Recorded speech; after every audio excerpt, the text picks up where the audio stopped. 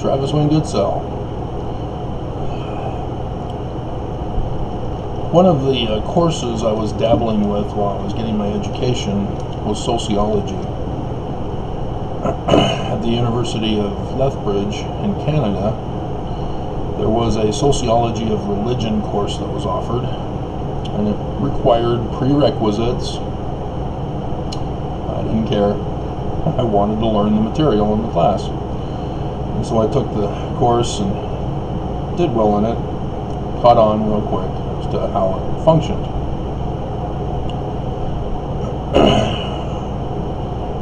And the only other sociology course that I took was at the University of Utah, Sociology of Mormonism, under D. Michael Quinn. And yeah, the first day of class, he immediately started by saying, I will not be discussing September 6th or anything that happened from that. I had no idea what he was talking about.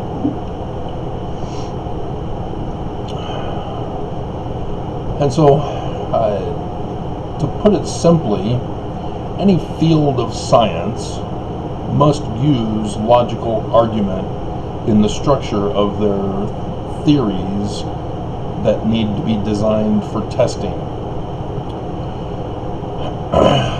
If you don't know what a sound argument is, I refer you to the Wikipedia page outlining every single fallacy, or you can call it falsehood, that is identified. You have to make sure that every single premise leads to the conclusion soundly. If you leave things out, if you put things in that don't belong, if you change definitions, if you use fallacy, you're going to be incorrect on your theory, and thus the test will be a dud. And there are those who purposely violate these rules and think that they've made major discoveries and proven things. You'll hear commercials talk about clinical proof. It's all a fraud. They're trying to get money from you. And so they lie. But we're not going to discuss the details of that structure. We're going to talk about sociology of Mormonism. The student has become the master.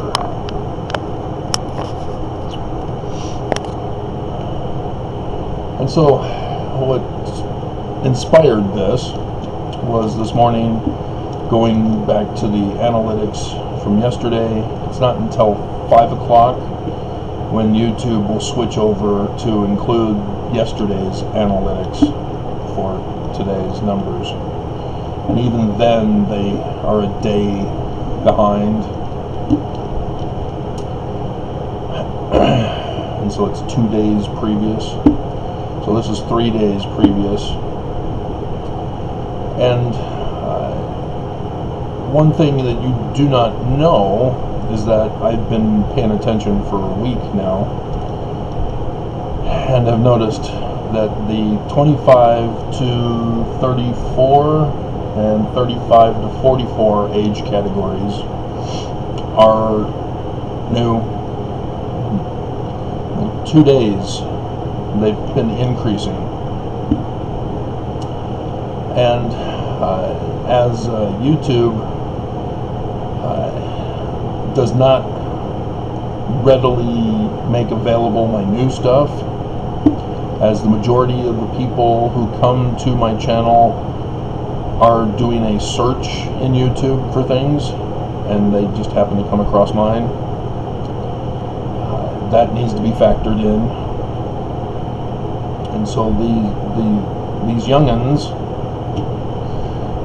are are searching for the type of material that I put in my titles. And yes, it's a very small minority in the church. And you'll notice that the blue represent women, the purple represent men. And they have users specified for those who identify as something other than female or male. And so the 25 to 34 age, there's a slight increase of girls to boys, whereas the 35 to 44, it's a little more with boys than with girls. And so you'll see that the majority of my audience are my age category and above.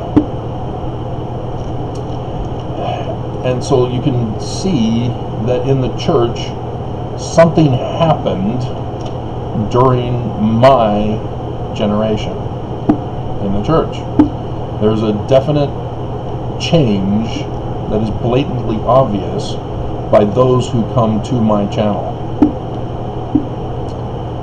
And those of my age category and above relate to what I talk about in my videos. Those of the younger rising generation of Mormons don't even have a clue.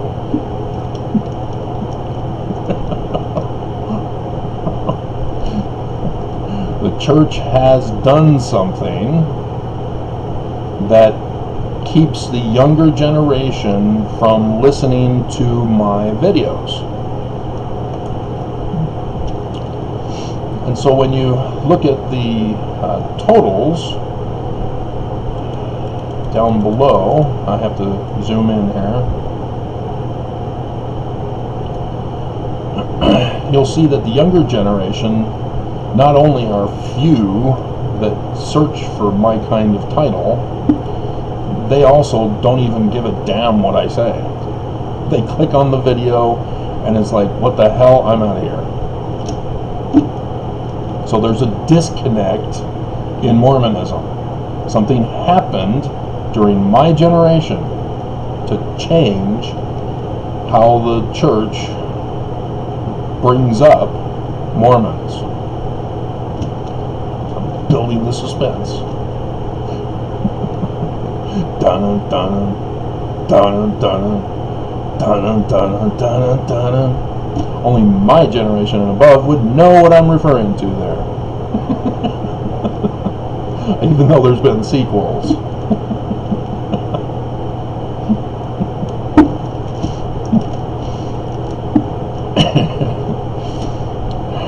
And so they don't stay long, they don't view long,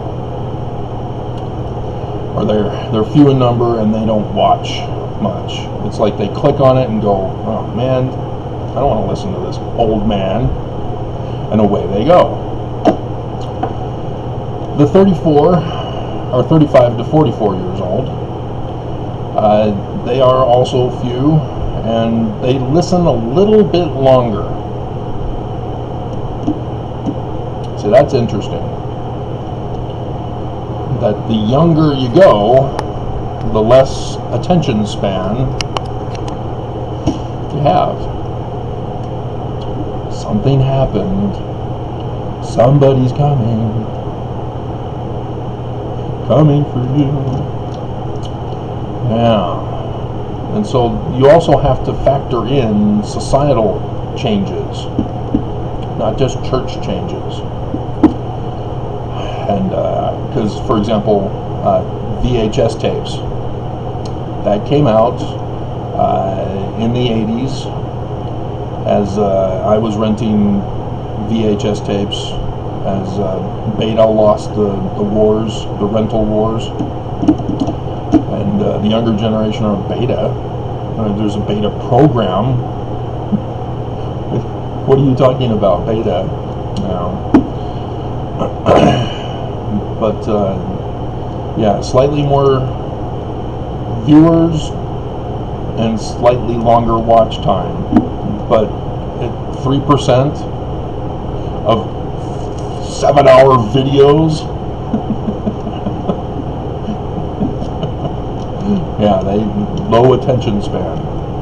And notice how psychologists are on this kick of ADHD or ADD or whatever crap they create to put people in box categories and thus help the pharmaceutical companies with drugging of the kids, and parents thinking that their kids are getting helped, and gee, they never do get cured. Go figure. And they don't pay attention to the societal impact of the introduction of the internet and streaming, and people can't understand why the younger generation can't maintain attention span to books. They'd rather watch movies and TV shows, and people can't figure out what's going on and think that they have to drug the kids, calling it some kind of mental disorder, of attention deficit disorder, or attention deficit hyperactive disorder of psycho screwed up. No, it's a psychologist that's screwing up your kids. You're just not paying attention to the new technologies that the kids are using. And so those kinds of things you need to factor in when you're doing a sociological research of a society. And government factors, economic factors also need to be thrown into the mix when you're doing a thorough study. And so yes, I'm going to take out of context and focus on just the religious changes. Understand that I do know and am aware of, but for this video, this isn't a thorough research. So get over yourself. Don't be an ass. And so my generation, the 45 to 54 year olds, I'm right here at the crossroads of Mormonism. Literally. And yes, Travis means he who is from the crossroads. One of unity. In this particular case, I'm at the crossroads of the change in the church. And you'll notice that there is an increase in viewership, but the older generations relate to me more than my generation. Like I just posted my Mormon journey. I was not born and raised here in Utah, and so I do not know what it's like to have everything handed to me on a silver platter in Mormonism. I had to do the research myself, because my peers who were born-again Christians were on the assault. Their pastor specifically would teach and train the kids, my peers, to attack me. And so it was necessary for me to know my religion. I can't just say, well, I'm Mormon, religious freedom. We didn't have that back then. And so, yes, the amount of watch time also increases. And so then you get to the cougar generation, and women shouldn't be offended. You should be offended that BYU keeps calling you cougars.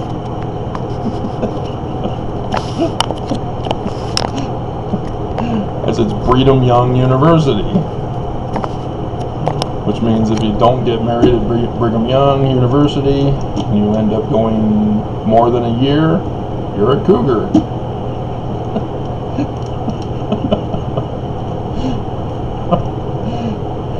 That generation is the most attentive. They're the ones that are looking for my videos, and they are watching longest. both men and women. The women dominate this field. These women relate and understand what I'm talking about. Whether or not they agree, that's a completely different issue. But at least they are familiar with what I'm talking about. I am speaking to their understanding of Mormonism. And then my parents' generation,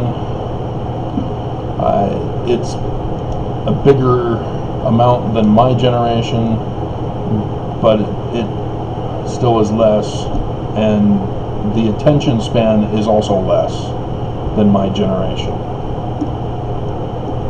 So my parents' generation think that I'm wrong. Man! Yeah, they think they know better because they're the oldest generation. It's also the generation of the prophets. They would never watch your channel, Travis. Look at all the views you have. Nothing. Nobody cares about you, Travis.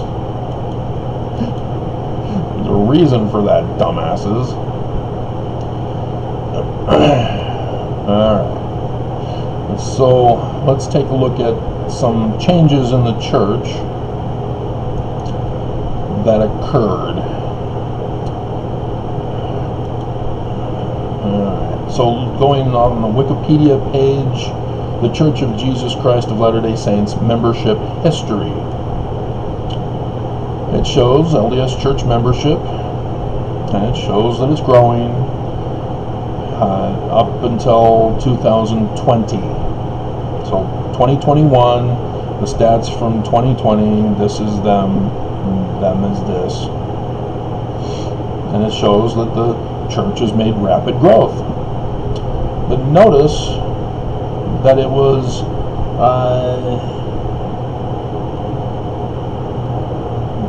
1891-ish to 96 where the church began again to grow. And you'll need to know the correct church history. You can't listen to the church to tell you what happened prior to that time, like 1887, for example.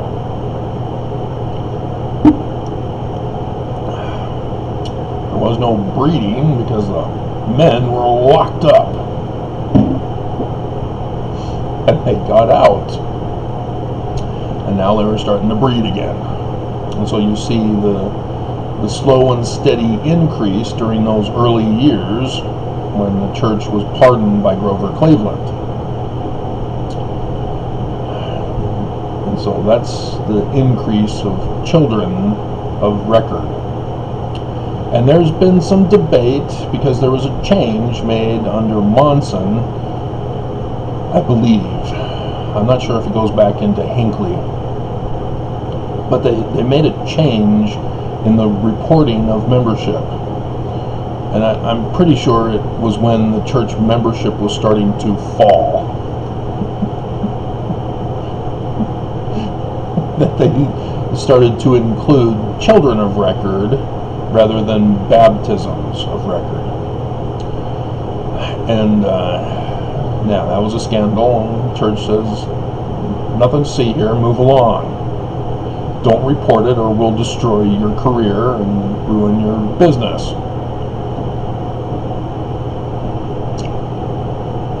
That's what they do. They did it to Brad Wilcox. Yeah. Did the Black Student Union at BYU ever get a hold of Brad? No? Really? I wonder why.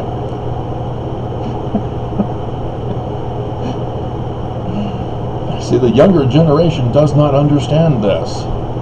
My older generation, yeah, we understand this. We know what happened about Brad Wilcox and why the news went silent on it and why the Black Student Union got dissed. Dissed came out in my time but it was more older teenage years time when discs started coming out. So it was not really mine.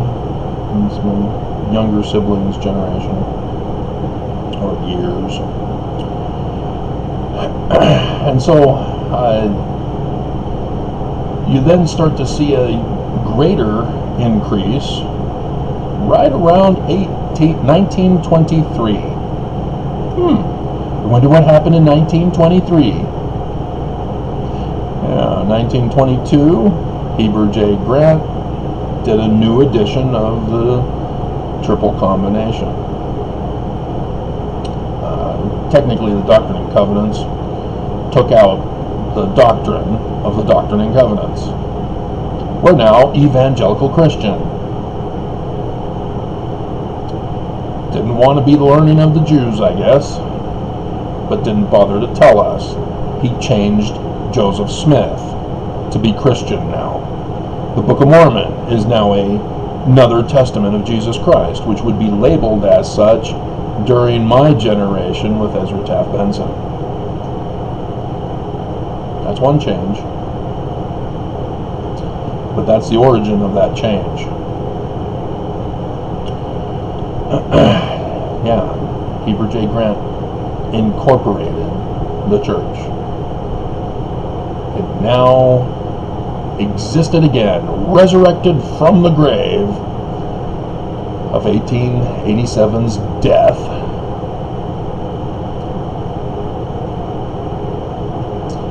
To be born again, Christian. Literally. And so, yes, you get temples outside of outside of the United States, yeah.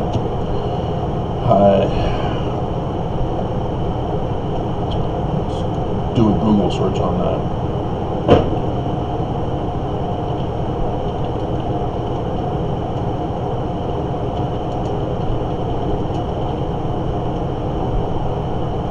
Alberta Temple was 1913, but that's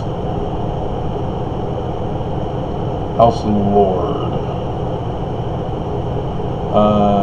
Chronicle Temple List. Let's see if that helps us.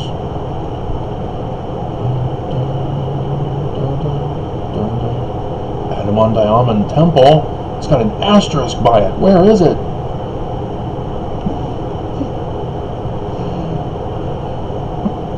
Oh, my generation knows what that means.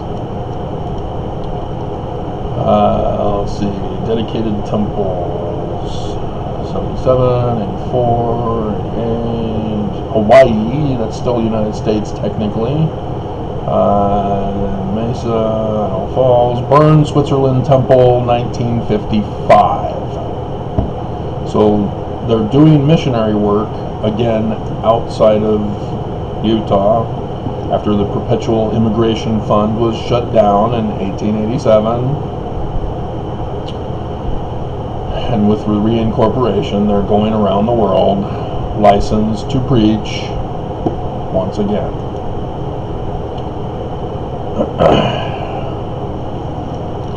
And so, yes, after the Bern, Switzerland Temple in 55, yeah, you again see a more prominent rise during that time, whereas the other rise could just be the birth rate of Mormonism. New children of record outnumbering the number of deaths in the church, and thus the slow and steady growth. And then all of a sudden, Bern, Switzerland Temple, and you see an increase as a result. The church has now gone worldwide. They've got a temple worldwide, and they're starting to take off. And right around the 70s, mid-70s, you see an even steeper incline. And that was Kimball. And Kimball got the church into the news, but also into communications. People are able to learn about the church. You get television ads going out as a result. And people are starting to learn about the church. And yes, they're evangelical Mormonism. Christian. And then there's another noticeable incline when Benson takes over. This is the time period that I'm talking about here. That's the change that took place in the church. And you'd think, well, membership is skyrocketing now. It's the fastest growing in the world at the time, and it was making the news. And so, I don't understand. What did Benson do to change the church, to change Mormonism? And so the LDS church growth rate versus the world growth rate, this is sociology. It's boring unless this is an interest to you.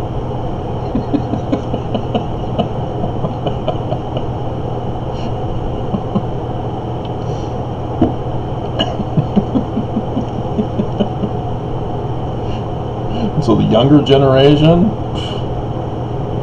they can't have an attention span long enough to care.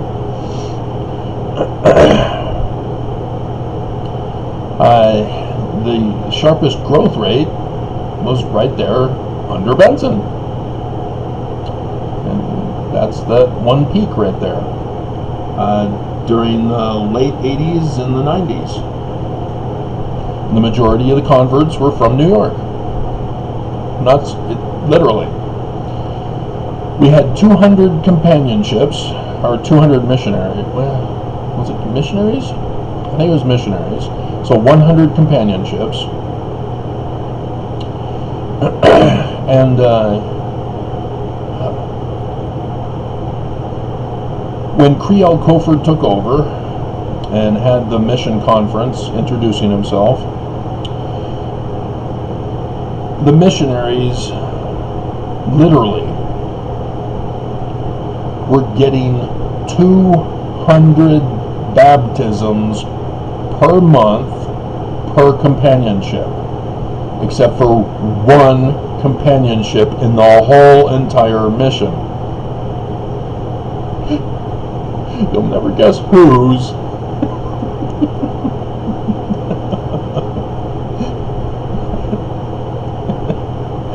Yeah. And so 100 times 200 is 20,000. 20,000 baptisms per month. And this went on for a year. And so 12, which then becomes 24, 240,000 New Yorkers were baptized during my mission period. That is a massive spike, and that's why he was pulled out to become a member of the Quorum of the 70. Second quorum originally, but then moved into the first quorum. And so, as a result, yeah, the numbers tanked. They pulled Creel Cofer out, and the membership growth rate versus the world growth rate tanked. Literally, you see the drop off. It's right there when he was put in the second quorum of 70. And the younger generation are like, second quorum of 70? No, it's just general 70. Again, things have changed.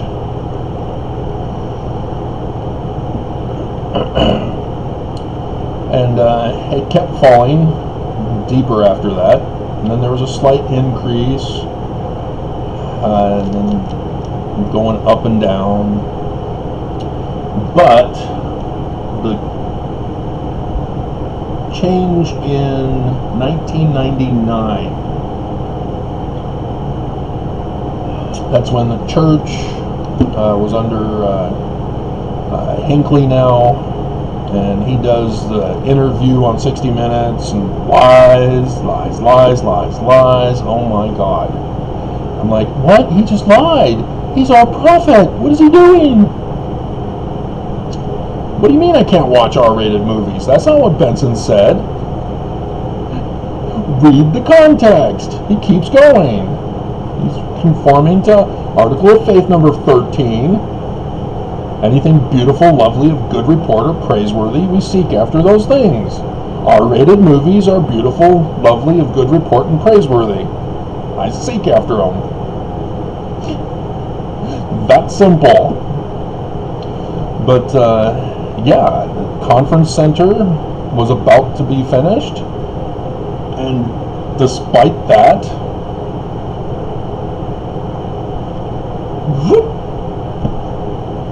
their investment that Hinckley was trying to make started off slightly big, but tanked. The new conference center, the family proclamation came out in 95. That was part of his solemn assembly thing, or the next conference thereafter. Tanked. He was Mr. Communications. He was the one involved with Kimball to help the communications of the church. And so he became president, doing interviews, and Times Magazine comes out, the Mormon Empire, or whatever it was titled, and tanked. You'll also need to know that in 1993, right?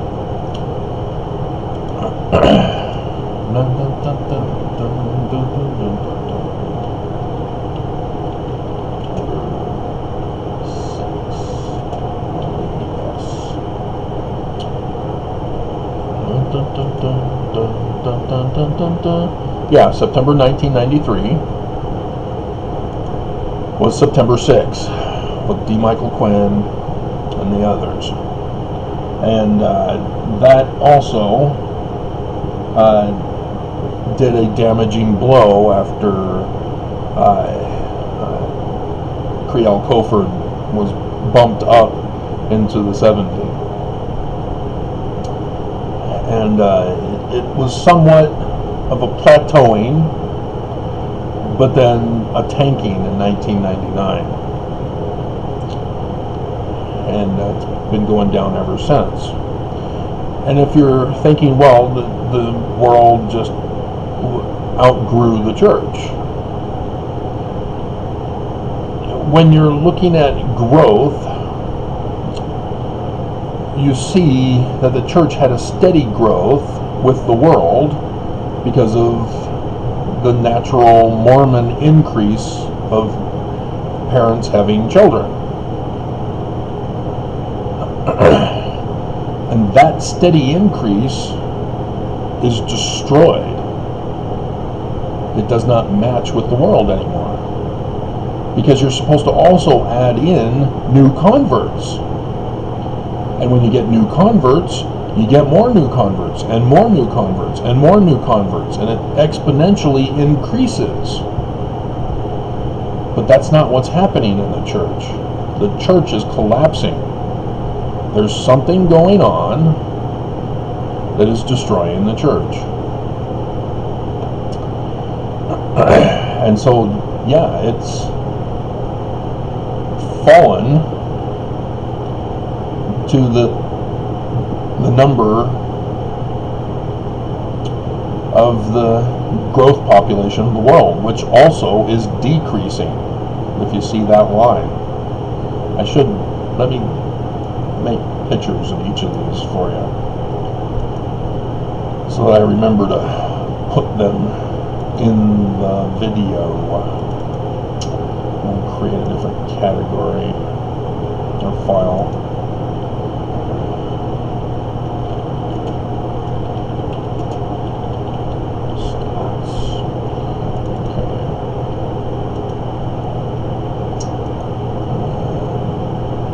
This one, discussing it. Okay.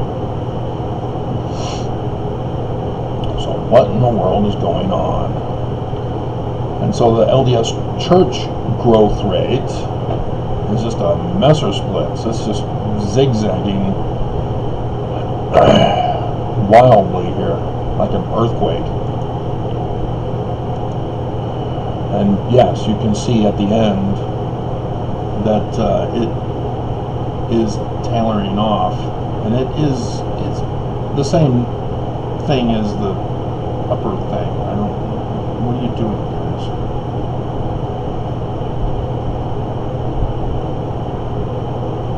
Okay, you just go back to the beginning. That's what I see what you're doing. So that.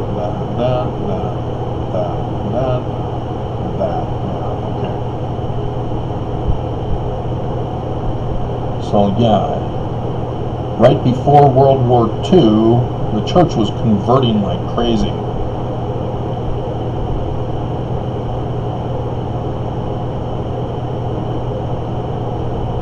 And then World War II, you can see the fall during the wartime. So yeah, we've got a pandemic going on. News is already saying that the birth rate's dropping. Utah's birth rate is dropping, as the news is reporting, and we're about to enter into the nuclear war for the first time ever in world history. Unless the Sumerians have a document, which we will not get into.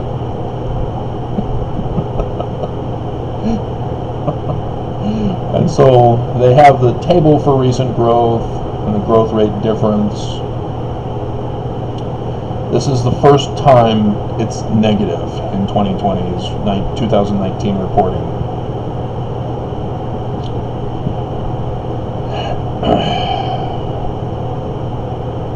It's actually 2021's reporting of 2020.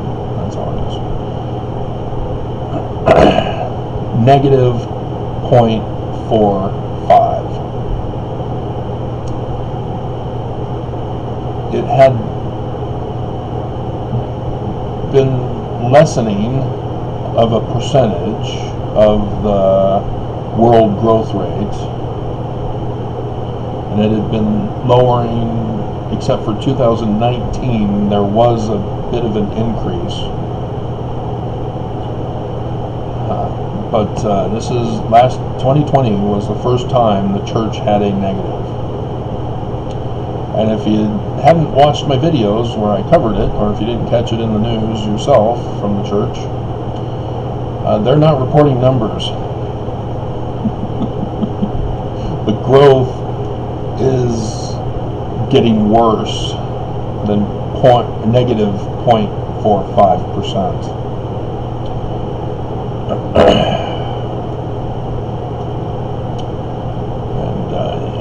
And you guys had your scriptures, you should have known. And so the number 16,666,666, literally that's 16,663,000, or 16,663,663 Mormons. You've got a 1, and then you have 666, and then a 3, and then 66, and then another 3. 3 plus 3 is 6. 666, 666. Dear God. Alright, so let's look and see what else was changed during Benson's time. During Benson's time, new names were still the Book of Mormon names. This is the time where Nephi appears. And I've gone over the reason for Nephi. was not Moroni, it was Nephi. You're looking for the man like Moses Mormon with the new name Nephi. On the 6th of May, right after graduation from school, or the first year of school, because it was 19 years old back then. Don't pull an anachronism and say that my generation went on missions at 18 years of age and 19 for women. You have to know the changes that took place in the church. Otherwise, your premises will not lead to the right conclusion. If you assume that the current church is the same exact functioning church that Joseph Smith had, wrong. Your conclusion is wrong. It's unsound.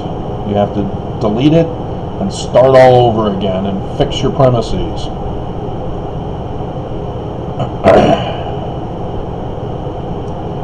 And so Kimball was the one who established this. We should take a picture.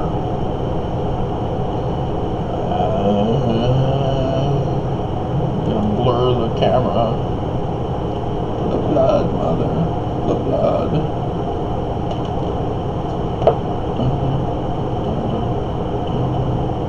Hello? Oh, are you serious?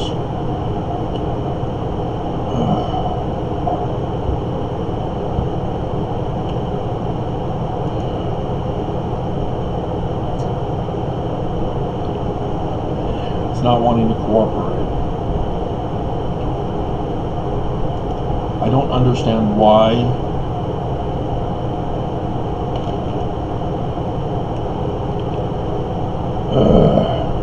So let's pull another stunt here. See if we can fix the problem.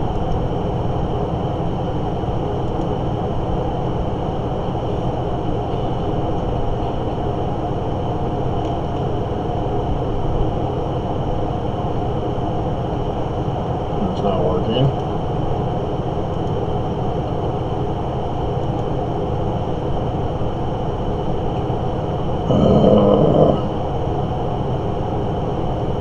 None of these other factors should be involved.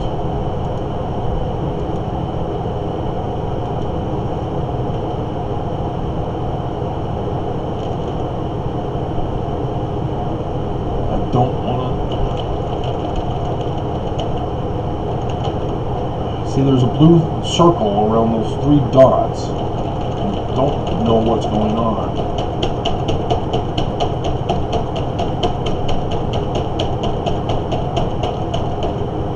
There we go. Wait for it. Wait for it. And I noticed the screen turned orange. I don't understand. I can't find anywhere in Google what that means.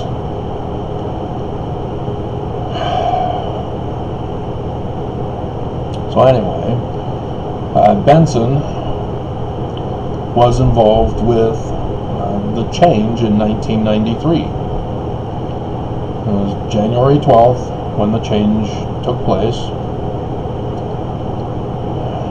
And then changed it to, yeah, okay, I was thinking, sorry, there's something else that changed.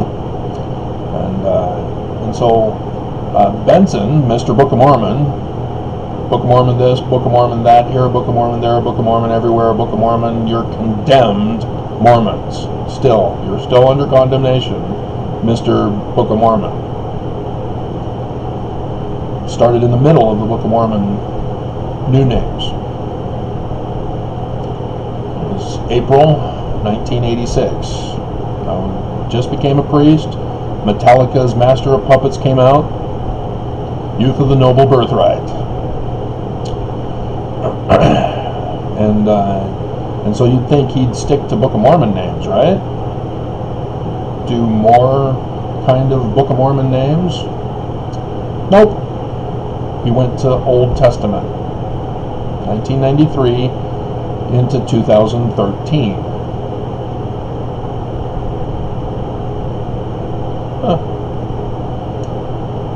And so all of Hinckley's time, no change. Old Testament names. And you've got Moses, Lazarus, Jacob, and Gabriel, Japheth. It's technically Zapheth, but I had a temple veil worker representing Adam trying to correct me on the pronunciation. Don't you dare correct me.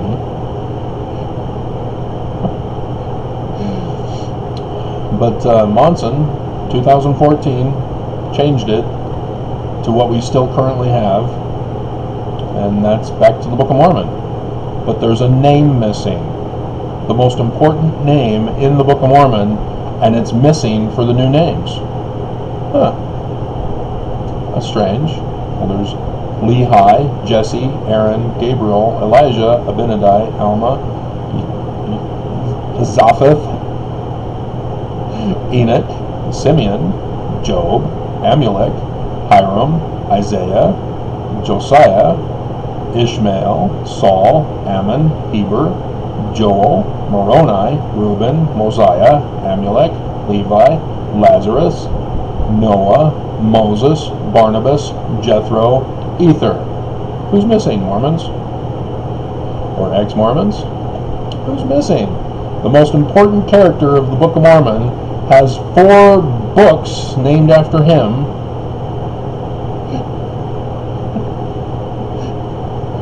Which, that was the names of the kings of the people, for which the Bible likewise has 1st through 4 kings, which in our English King James, it's 1st and 2nd Samuel, then 1st and 2nd Kings, rather than 1st Kings, 2nd Kings, 3rd Kings, 4th Kings. I did that video explaining that for you not too long ago. But it never is. Well, that's good, I guess. I'm not going to have a whole bunch of repeating snapshots. So I got a screenshot that I'll have to get into. So yeah, it's Nephi. What happened? Why aren't they covering Nephi except for that one period of time between 1983 to 1993? They know. They know who they're looking for. They know Joseph Smith's church, and they are purposely deceiving us. And so another change that took place was the endowment.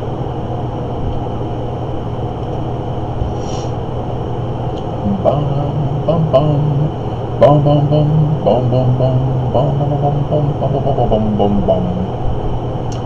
And so the penalties were taken out because the church was getting a lot of pressure. Women were giving the church a lot of pressure, saying, I don't want to obey my husband. I want to wear the pants in the family. And so Benson changed the word from obey to hearken, as if that's going to change things. But it pacified women, I guess. And Pele L was removed, as performed prior to 1990. Okay. So Pele L. We don't have the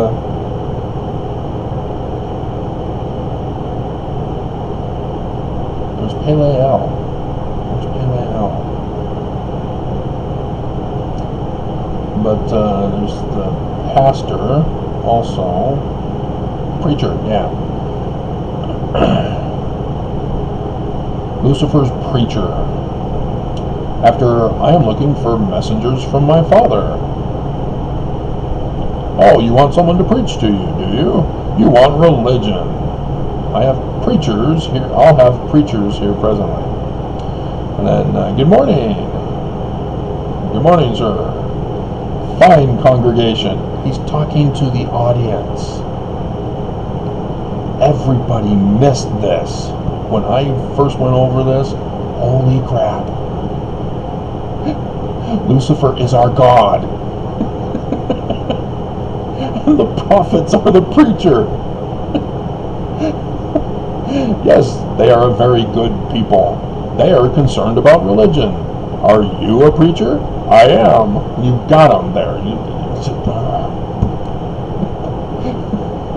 Certainly, a man cannot preach unless he has been trained for the ministry. This is Brigham Young who wrote this. He did not have authority to write it. Don't listen to the older generations who claim that, no, Joseph Smith assigned Brigham Young to write the temple ceremony of the endowment. No. Brigham Young lied to you. He lied to all of us. It's a lie. He does not have authority. He's the president of the missionary quorum. That was his assignment. And once he establishes a church in a town, he has to get the hell out. Literally, I saw that in the Joseph Smith papers. Joseph Smith counseled them. You do not have the right to be in a town where the church is established. You're supposed to go to places where the church isn't. Stay out of Zion. And only for conferences were they allowed to preach to Mormons. But even then, it was not as common. It was the presidency and others who were doing most of the preaching for conferences. But yeah, occasionally Brigham Young's 12 were involved. So you have to know the correct history.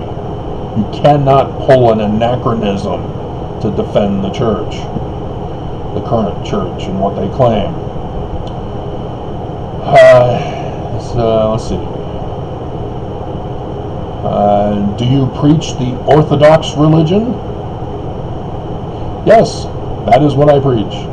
If you will preach your Orthodox religion to these people and convert them, because you see, kids who are no longer listening, the Catholic Church used to be called the Great and Abominable Church, which is wrong. It's Constantine's Holy Roman Empire.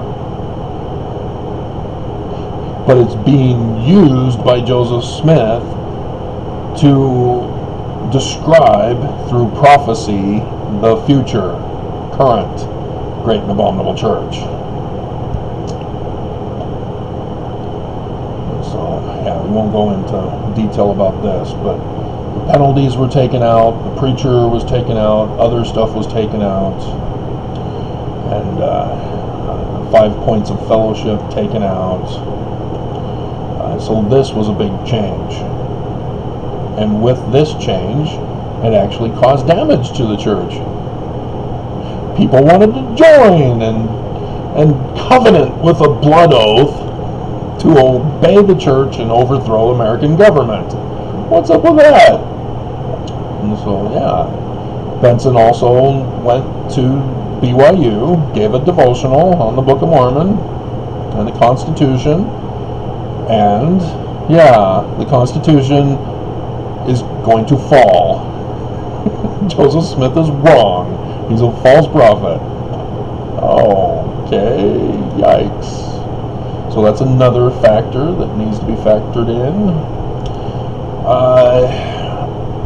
Also, the scripture editions.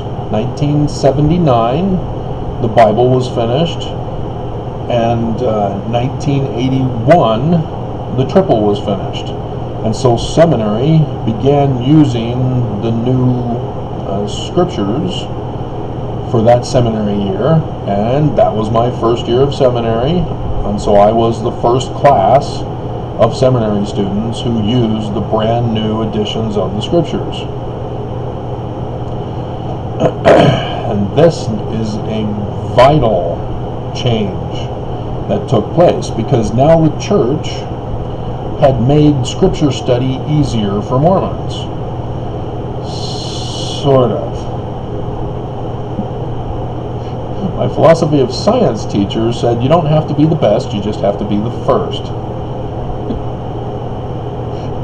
Oops. And I think it was that year when seminary became structured, and I think Sunday school likewise, but they weren't synced to be the same. That was a fairly recent thing that Nelson made the change for. That Sunday school and seminary were to have the same lessons, the same years.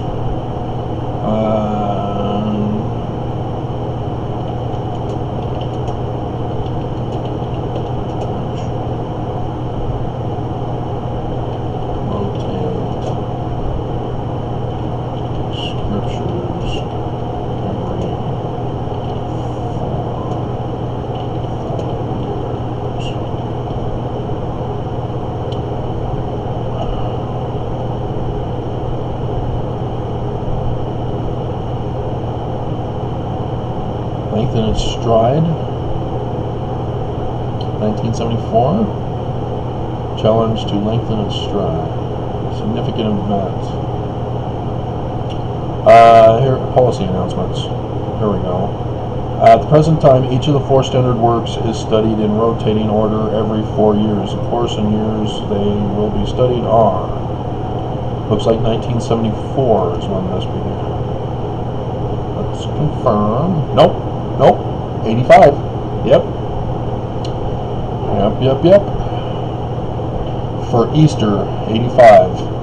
Policies and announcements. We rejoice this Easter season at the resurrection of our Constantine Lord and Savior Jesus.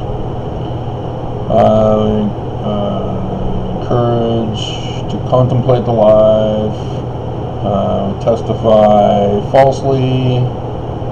The following statement was issued on behalf of the church by the Public Communications Department, 28th February 1985. The church does not have reason to believe there exists any organized discrimination on the part of the Internal Revenue Service. What?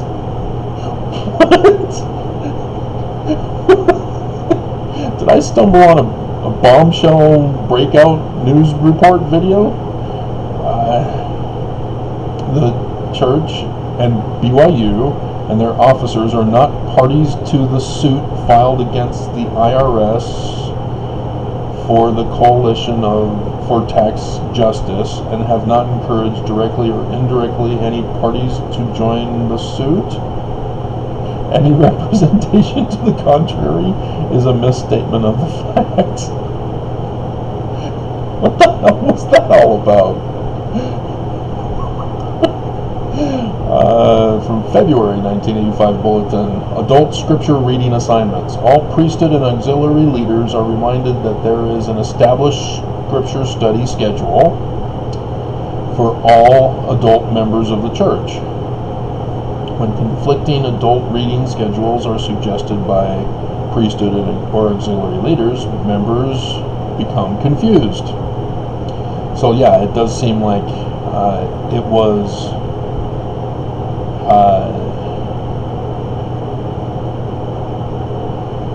because they have here the structure: 1985 Doctrine and Covenants and Church History, 1986 Old Testament.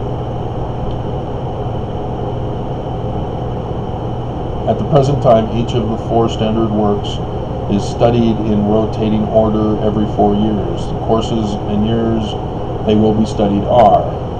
So it was 85. Doctrine and Covenants, Old Testament, New Testament, Book of Mormon. 85, 86, 87, 88. So right there in that time period, that change. Interesting. And the manuals were designed to indoctrinate what the church wanted you to learn from the scriptures, rather than explaining any kind of discrepancies or confusions. And the footnotes, likewise, 1981, they come out with the full quad now. And 4 years later, people are still having problems in church, and so they're saying to avoid the different doctrines being taught around the church, we're sticking to a curriculum for that. So the church now is becoming structured.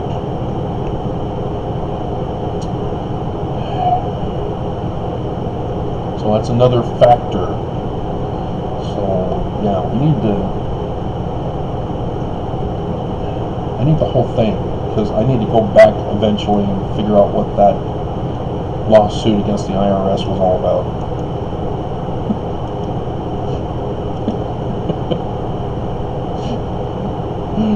I don't know if I'll ever get to it, but at least I'll have it in file. But yeah, this is the information I was looking for. When it began, and they started with the Doctrine and Covenants. That's interesting. Not the Book of Mormon. So again, this is Kimball. This is 1985. 1986 is when Benson took over. And again, you see Old Testament. And you see how the new names conform to the Old Testament. But that's not until 1993. What was Benson thinking? He's Mr. Book of Mormon and he sticks to Old Testament stuff? Very strange. Very strange indeed. Okay. File this in the proper place for the moment.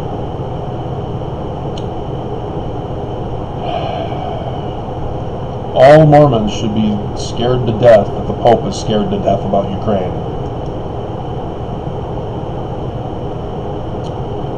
If you do not understand, you will not understand. And so, Gospel Topics essays. Yeah, that did damage to the church. When did the Gospel Topics essays come out? Was that 2013?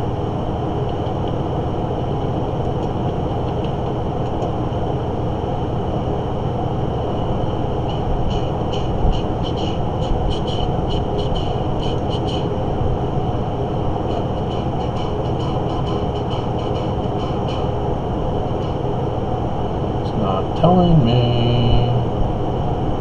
Okay, yeah. Here it is. 2013 to publish straightforward, in-depth, blatant lies on a number of topics. With added confessions that we've been lying about other things. Okay. And so let's find the 2013 changes that took place. There we go, and that one. Do you remember? Oh, yeah. 2012, there was a slight increase, and then 2013, the Gospel Topic essays was a major disaster for the church. Oh man, that hurts.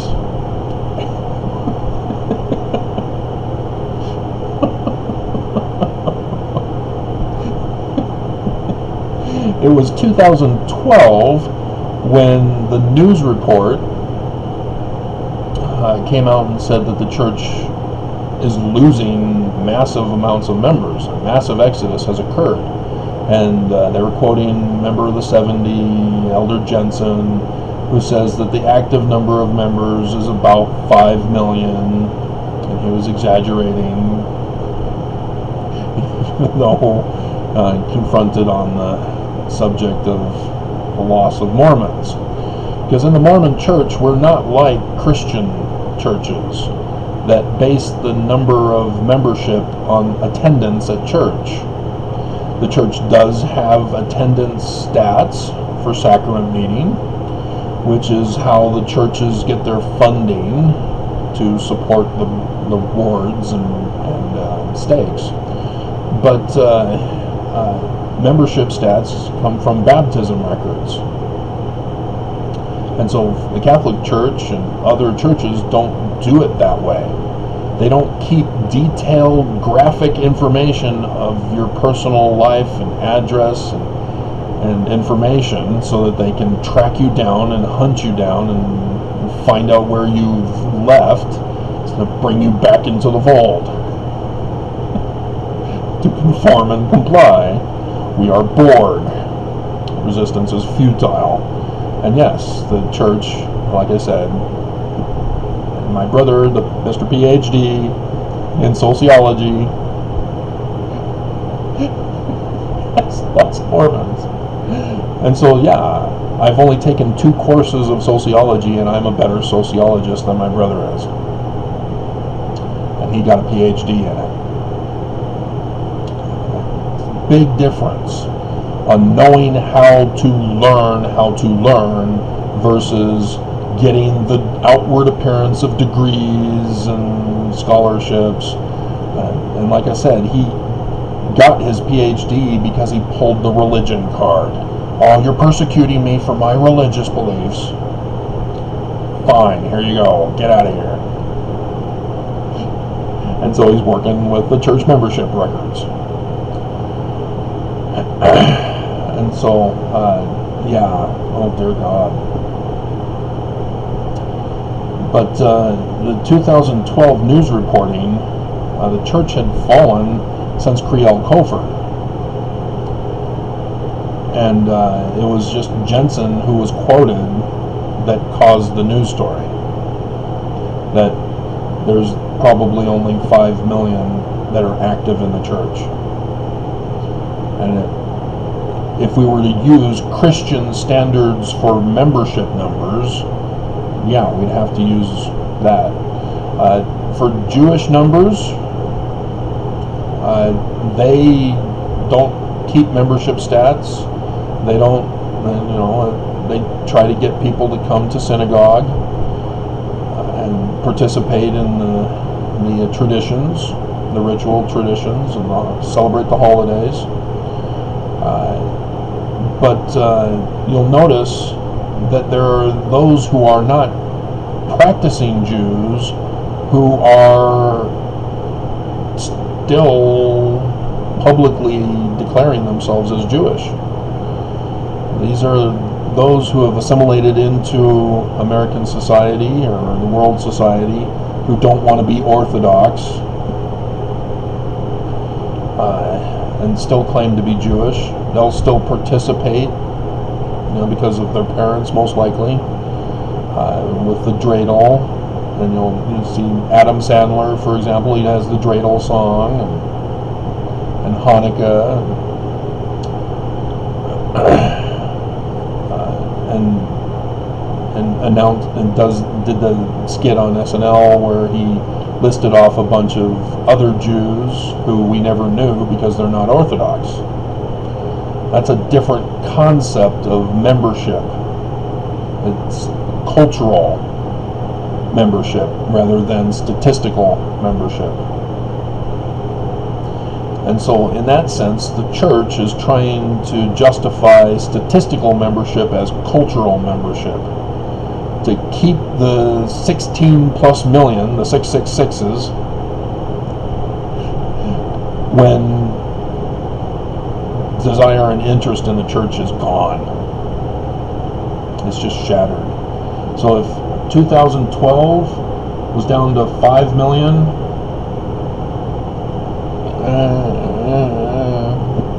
yeah, we're down to, yeah, that's why they are not reporting the membership stats anymore. My brother blew it, couldn't find us, couldn't restore us to the flock, despite his PhD. And so I think that gives you a good idea of what a sociologist would look for when researching the church. You don't get biased and say, well, the church is true, Jesus is real, and therefore the stats are fake.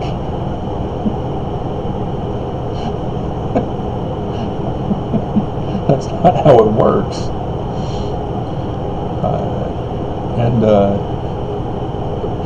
You're looking for the changes that led to the stat changes, and I've gone over that with you. So, yeah, it's amazing. What should have been something that had generated greater interest in the church actually failed the church. The organization of the scripture lessons for Sunday school and priesthood and Relay Society and seminary, the changes there, the changes in the temple, and gospel topic essays. Yeah, the church is failing, and it's because it's a false Christ. I keep telling them this through my videos, and they do not listen. You have to get rid of the Book of Mormon. You have to get rid of all the works of Joseph Smith. You have to denounce him.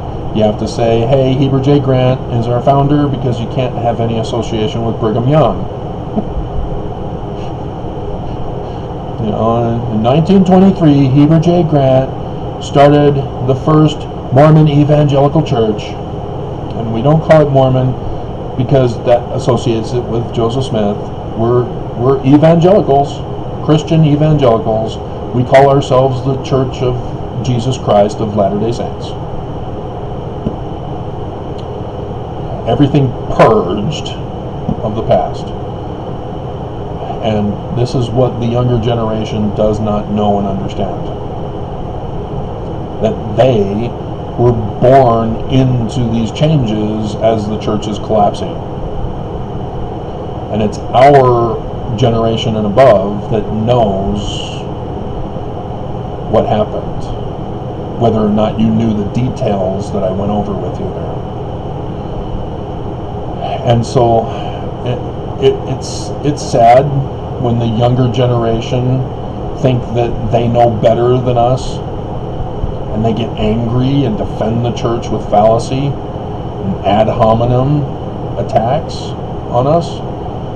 Kwaku, he's from the younger generation, and he's clueless. He was interviewed about racism in the church and thought he could defend it, and oops, they got him. And yet he let that brush right over him. He was humiliated in the interview, and then went back to his regular life as an apologist for the church, as if nothing ever happened, and just will not talk about it anymore.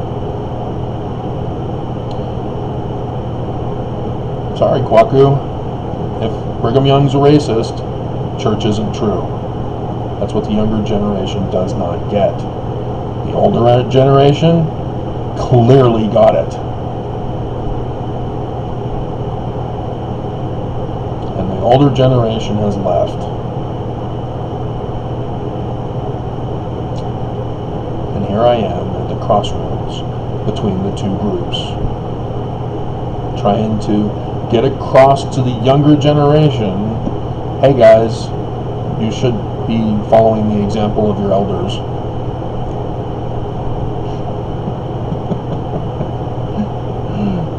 So fascinating. The church places great emphasis on knowledge and on the importance of well-being informed about church history, doctrines, and practices. Yeah, Bishop Baker left the church because of the gospel topic essays, and did videos on YouTube going over them with Mormons and his debates with Mormons, trying to show Mormons, hey, did you know about the gospel topic essays? No. Well, let's go over it with you. Did you know? Yeah. All of it is lies, but confessions that they've lied to us. And that Mormon said, adios, amigos. Hasta la vista, baby. And they're not coming back.